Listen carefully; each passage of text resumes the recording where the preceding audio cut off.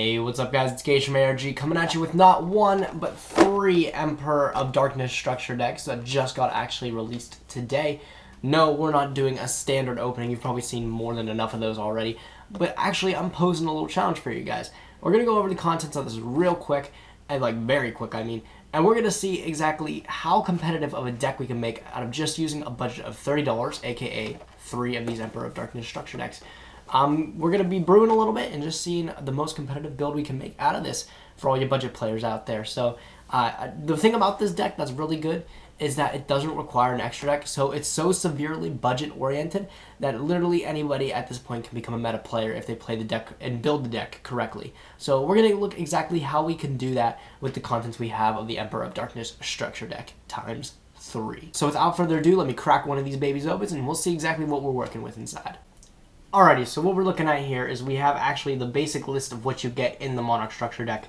I'm just going to briefly go over what's in the contents for you guys. I'm not going to really go into depth on what they do.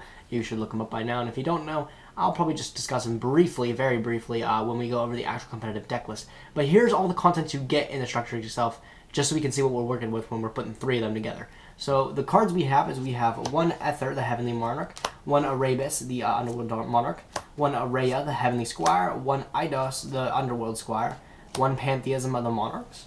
Those are all the hollows you get. And then you get a Caius, a Zaborg, a Grandmarg, a Mobius, a Thestalos, a Ryza. Those are all the big monarchs you get. That's the whole list of them. As well as, the Squire dudes. And then as for the vassals, the little brothers, you get a Lucius, the Shadow Vassal, a Mithra, the Thunder Vassal, a Landrobe, the Rock Vassal, Etcher, the Frost Vassal. What is that? Berlineth? This one doesn't matter really, but Firestorm, Garum, the Storm Vassal. Those are all the little vassal bros you get out of it. And then other cards, you get an Illusionary Snatcher, and you get a Tragodio. Pretty cool. These 2 cards are, I guess, cool, and then you get a Dandelion, Mathematician, Level Eater, Battle Fader, Rainbow Karibo. Those are all the monsters you will get out of the structure deck. And then moving on to the spells, you get a Domain of the Monarchs, the popular field spell, when there's a lot of hype surrounding. A March of the Monarchs, a Return of the Monarchs, a Monarchs Stormforth, a Strike of the Monarchs, and a Tenacity of the Monarchs. Those are 6 Monarch spells you will get out of the structure deck here. Pretty cool. You get a Soul Exchange, you get an Enemy Controller, a Dice Foon, and a Soul Charge. Those are all the spells you will get out of the structure deck. And then for as the traps, very briefly, you only get a Prime Monarch. You get a First Monarch, you get an Escalation of the Monarchs, a Monarch Awaken, Monarch Erupt, Boat of the Emperor, Pinpoint Card, and you get the super sexy Kai's token. Ooh. So now that we know exactly what's in the Monarch structure deck, let's try to put 3 of these babies together and see exactly how competitive of a build we can make out of putting 3 of these simple structure decks together. I believe I can make a pretty good list out of it, and I'm going to share it with you guys. So let's get brewing. Alright, so after taking a couple minutes to kind of brew up a build, I think I have came up with a competitive build to kind of play with just using, again, 3 Monarch structure decks for a total price of $30. You can play a meta deck. That's pretty awesome, too. Like I said before, the thing really unique about this deck is you don't have to have an extra deck at all to play it. Actually, you're not supposed to have an extra deck at all to play it, so you pretty much save a lot of money just in the extra deck realm. And normally when you get structure decks, the extra deck cards, they don't really fit the job as much. This one, it just avoids that completely, and you have pretty much a meta ready to go deck here. It's not too actually far off from a competitive list, besides the fact you just need maybe staples and maybe some hand traps or so. But using only the 3 structure decks, I have come up with a pretty standard list. So all you people that might be confused of how to build the deck, or people that are new to the game that are looking to be competitive, I would highly recommend at least building off of this. So I'm just going to go over briefly the quantities and explain kind of why they're the way they are to hopefully help some people out here. So let's go through it. We have 3 Ether, the Heavenly Monarch, I apologize for the glare. These are the only shiny ones, so we'll get past it really quickly. And 3 Erebus, the Underworld Monarch.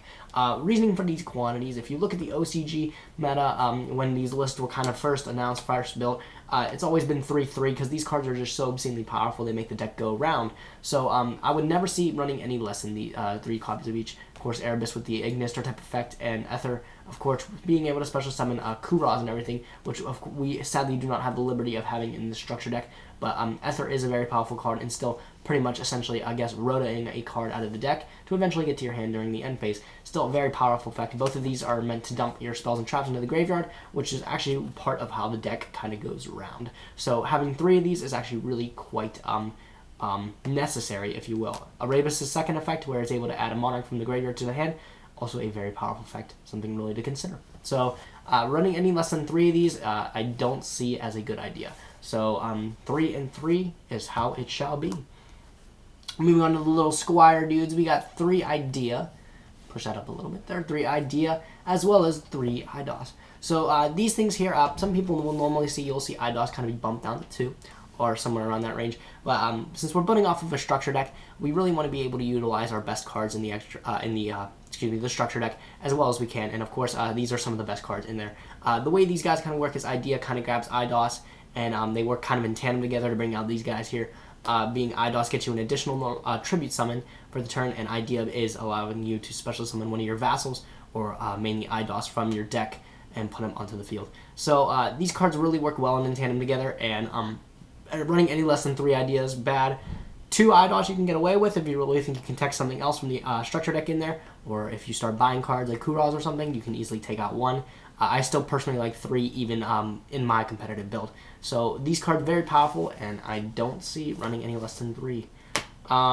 Moving on to some of the other cards we have for the last of the Monarch monsters, we have 2 Caius, the Shadow Monarch.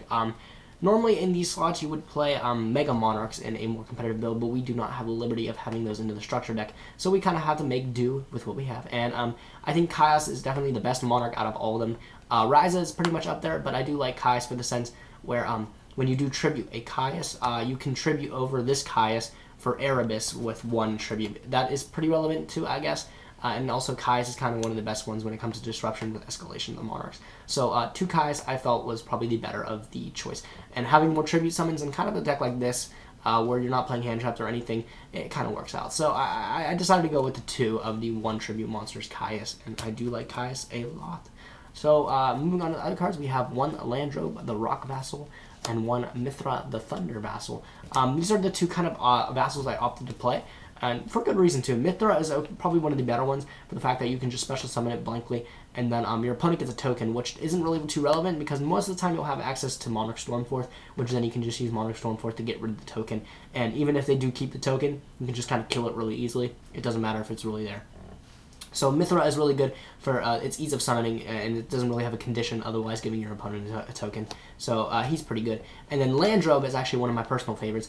I like it because you can special summon it by targeting a 1 face-up monster and then just book a mooning it. This is pretty cool when it comes to facing against Pepe, where you can just essentially take their Cyber Dragon Infinity or Trapsuit Rafflesia, cards that normally this deck would really suffer against, and just book a moon them, special summon them, get some tribute fodder. So this card does a lot in one little card, and I like it a lot. I actually like the artwork and everything. The Landrobe probably the best. I think it just looks dope. But outside of cool art, like this card actually does have a lot of utility. So I think for the structure deck, running with what we have, these are probably 2 of the best vassals, and that's why I chose to run 1 of each of them at least. So I do like them a lot. But normally Idea and IDOS will be mainly your tribute fodder. Those will just kind of do, I guess, some pickup work from there.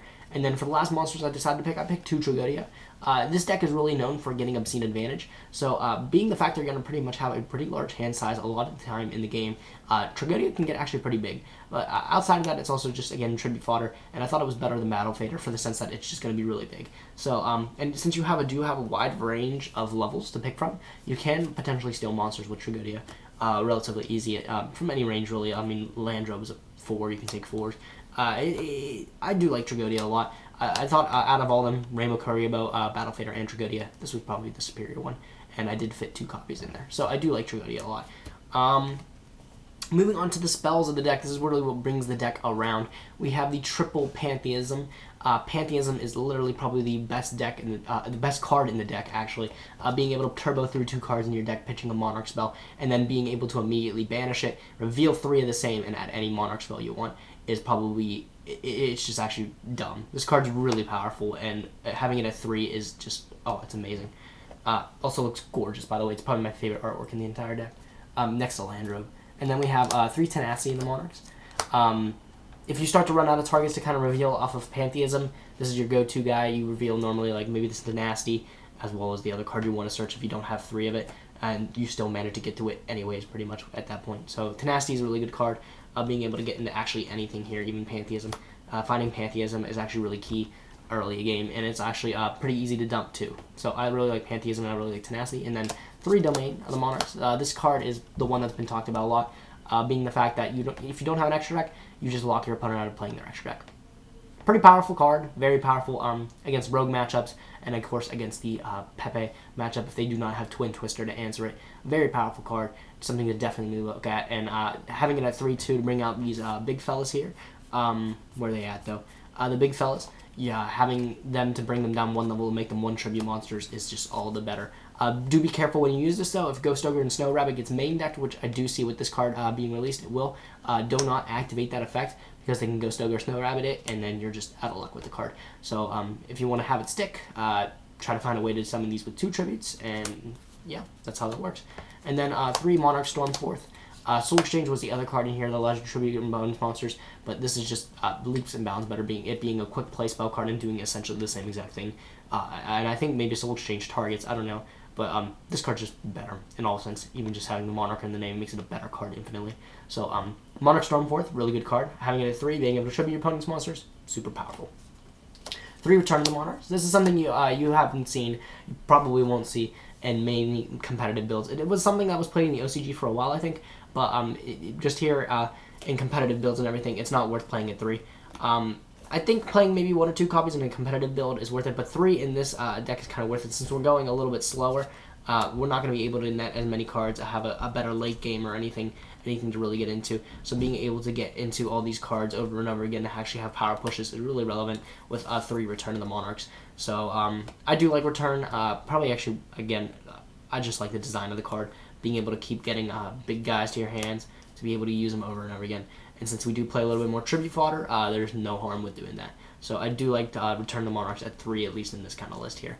And then the last card we play, actually 2 March of the Monarchs. 3 was a little bit overkill at that point, but I do have 2 in case you decide to answer one of them with Twin Twister. Making these guys big and beefy, really hard to get around, is really relevant when keeping Domain up on the board, keeping it still active. So March of the Monarchs, it's really better when you pair it in tandem with cards like Majesty's Fiend, Vanity's Fiend, but we don't have a luxury in the structure deck to have those. But if you do get a hold of those, Majesty's Fiend is really cheap, as well as Vanity's Fiend, if you consider maybe like $5 cheap, which I do. This card works extremely well in tandem with those. So those are the spell cards. Of course, they really bring the deck around here with the Pantheism and everything. Probably they are essentially the deck, though. You have to get these rolling to be able to actually do anything.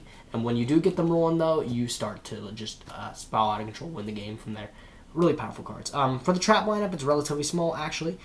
We do play 3 of the Prime Monarch. We play 1 Escalation as well as 1 Monarch's Erupt. I'll explain these first. Prime Monarch is literally one of the best cards in the whole deck, being the fact that you can't MST it. You flip it up, it becomes a monster, and then you have to banish 1 Monarch spell card from your deck or from your graveyard. But that's not even bad because Idea here, whenever it's sent to the graveyard for a tribute summon, or just sent to the graveyard in general, actually, you add 1 of your banished spells to your hand. So it's essentially another way to kind of get to your unorthodox ones rather than Pantheism, which just banishes itself. You can actually get to pretty much anything in your graveyard from that point that you would dump with Aether or dump with Erebus. So Prime Monarch, besides the fact that it also kind of recycles your spells and traps in your graveyard back to the deck late game, which is totally relevant, it does a lot in the sense where it creates tribute fodder or stalling power if you need protection from battles or anything. It's always there to save your ass. And 2400 defense is actually rather beefy. When it comes to mirror matches and everything, the smaller dudes can't get over that, and that's totally relevant. So I really like this card. It's actually really powerful, and there's a lot more to it than on the surface of that it may seem. So this card's really powerful, really useful, and I think it's a necessary at 3. Some people drop it down to 2 because I guess you can see it a lot more with Aether, but coming into the late game, and even coming into like just early game, drawing into it, this card's really powerful. And then as for the escalation of the Monarchs, I only play 1 copy of this because, you know, the main one that you want to be summoning on your opponent's turn is Aether, and it does that on its own. It actually has its own line of text that does that anyways. So having this is kind of a waste, besides the fact that you can summon Erebus on your opponent's turn and Caius, get that additional normal summon if you have the fodder just chilling out. And you, of course, the combo of Stormforth as well as Escalation to be able to do that. It just kind of, it's for me. I feel like there's other trap cards and everything that do a lot more, and Escalation just kind of falls short here. And Aether does enough when you have like Kurazes, if you manage to pick those up again. When you bring out Kuraz, it's enough disruption as is. But this is relevant in this type of list that I have because cards like Caius and everything, are only forms of disruption, and they only combo with this card here. So that's pretty neat. And then the last card I kind of teched in was a Monarch Structure. This is a pretty interesting one. A lot of people don't know what it does, but if you have no cards in your extra deck, and then you control a tribute summon monster, all effects on the field are negated. That's pretty relevant too, because once you summon your monarchs and everything, after they get their original effects, they don't really do anything up past that. And so being able to negate any special summon monsters and everything, negate all their effects and everything, like Floodgate monsters, i.e. Rafflesia, Cyber Dragon Infinity, quite relevant when you're getting around big stuff like that. So if you can manage to go like maybe like Monarch Erupt and then summon one of your big bros here to kind of power over a Cyber Dragon Infinity, or again a Rafflesia, it really, really helps. So just having the one in there, of course, since we don't have access to Effect Villa and everything, I feel like it does the job. But, ooh, snap, I knocked that.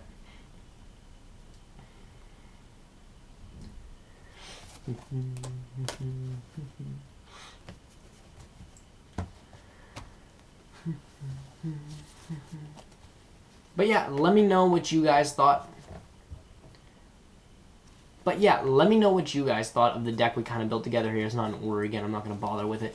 But let me know what you guys thought of the kind of like, I guess, the budget build we built together here. I think it's something that can actually do a lot. This deck is really powerful, and I do believe it's going to have a huge fluctuation in the meta, being representation-wise, at least since it's so easily accessible. I feel like a lot of people will want to play this, but there are a very slim amount of people that can actually play it properly, which will separate the good Monarch players from the bad. And hopefully, if you guys don't know how to play it, or you guys are kind of struggling with building it, this kind of gives you guys a head start with that. So anybody that's kind of new to the game, please do use this as a guide. Don't use it as a religious kind of thing. Try to experiment. That's all I can say is experiment with cards, see what works for you, see what doesn't work for you, because you never know. This just is personally from testing and everything, not just with these cards here, but testing the deck in general. I feel these are the best cards of the structure deck, at least coming out, and I do feel like these will help most players when they're starting out new. So, yeah, let me know what you guys think. What changes would you make out of the structure deck? Did I miss anything? Did I miss, like, the fucking tokens? Like, you want to play tokens?